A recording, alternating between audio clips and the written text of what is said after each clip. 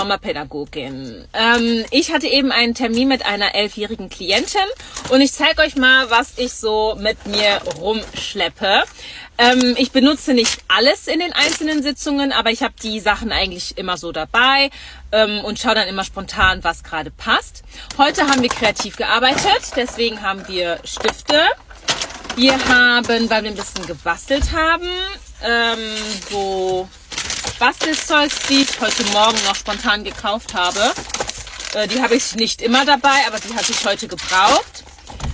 Dann habe ich mein iPad, weil ich da drauf auch immer dokumentiere. Eine Schere, weil wir gebastelt haben heute. Und genau, was ich immer dabei habe, egal ob ich mit Kindern oder mit Erwachsenen arbeite, Gefühlskarten. Ich liebe die.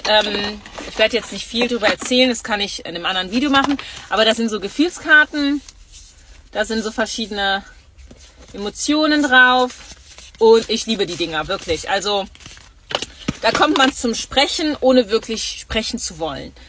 So, dann haben wir das. Ich will gar nicht so lange reden. Dann haben wir Lebenskarten, auch super. Das sind so einzelne so Sätze drauf, worauf man mein Gespräch aufbauen kann. Kann ich auch ein separates Video zu machen.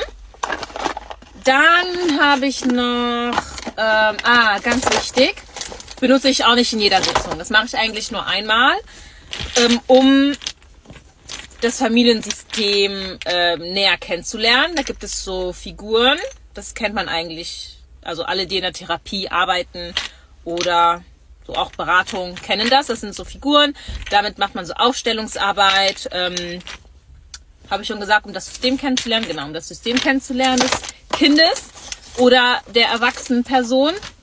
Ich arbeite ja mit beiden.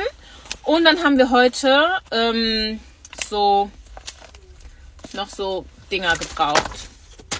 That's it. Wenn ihr mehr zu meiner Arbeit erfahren wollt oder zu den Sachen, die ich gezeigt habe, dann könnt ihr mir das gerne rückmelden und dann mache ich ein separates Video dazu. Bye bye. What's in my bag als Traumapädagogin? Ich hatte eben einen Termin mit einer 11-jährigen Klientin und ich zeige